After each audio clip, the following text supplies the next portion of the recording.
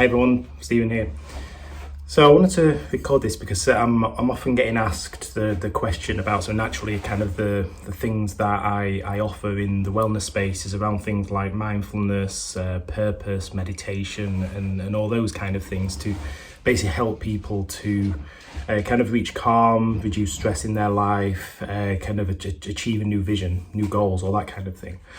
And I'm often asked the question of, so wait, what has mindfulness done, particularly in this pandemic, for you?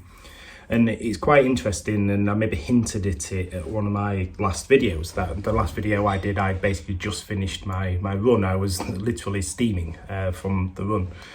And so that's kind of it for me.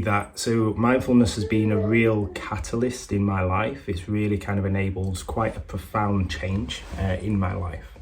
I can categorically say that without the practices that I do and that I did like 10, 12 years ago, I would not be in the place that I am today. But that doesn't mean that it still works to the degree that it once did.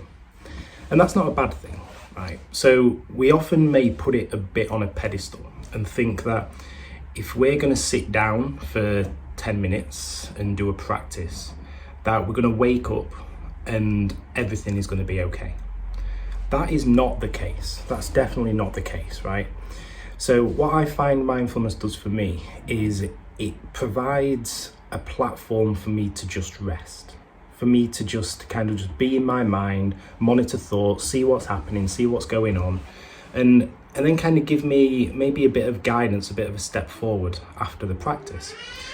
Now, the thing that really does benefit me is the running. That's in this time of crisis, and quite a lot of the time anyway, to be honest as well. So the running, it enables me to really de-stress, enables me to have proper isolated alone time. I've got friends and family members who often ask me, like, are you coming out for a run with me, Stephen? Or are you coming out on a ride on the bike? And my answer is always no.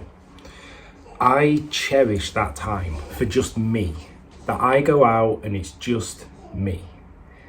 So basically you'll very rarely find me on a run or on a ride or anything like that with anybody else but just myself. And that's because, so that's the thing that I use particularly in COVID to help me to kind of de-stress a little bit, to create a little space, to naturally kind of get outdoors. But that is not saying that there isn't a place for mindfulness either. So every single morning I have a practice, every single evening before bed I have a practice.